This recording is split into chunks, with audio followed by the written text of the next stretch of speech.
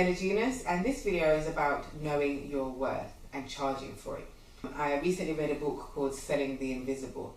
Fantastic book, I definitely would recommend it. And there's a really interesting story in it about a lady that walks up to Picasso in the streets and she sees him painting, so she asks him to do a portrait. Within a few minutes he has created a portrait and asks her to pay him.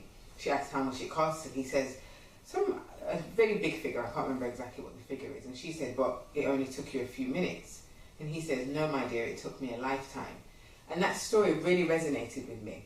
So often, especially when we're setting up businesses or when we're working in the social sector, we have this tendency to undercut ourselves and not charge what we really are worth. Particularly when you're just starting out and you're trying to get that first sale or you want to win that first client.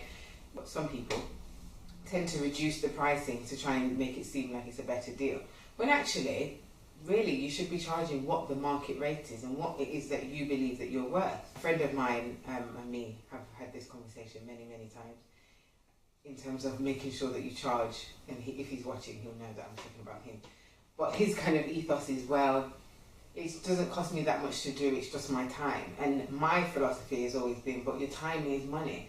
Time that you're spending doing work for somebody else is time away from your family, it's time from your own time away from your own personal development, it's time away from relaxing. You could just be relaxing and doing nothing. Your time has a value and you need to charge for that time.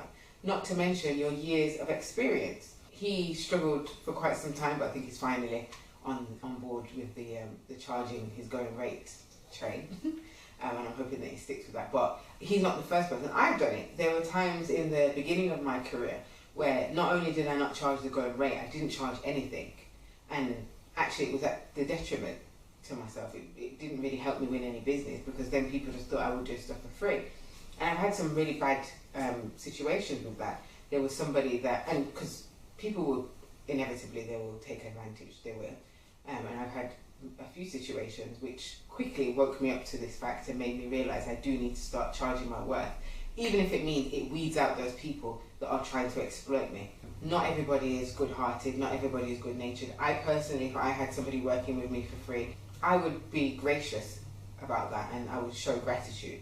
But not everybody is like me, not everybody is good-hearted, and therefore you need to appreciate that. You need to charge for everything that you do to try and avoid being exploited. If somebody knows that they have to pay you and they've got to pay in advance, it's very unlikely that they're going to take liberties. And that's not to say people won't always try to stretch your service or your time, because people inevitably are people. But if you're getting paid, there's more room for you to manoeuvre that than if you're not.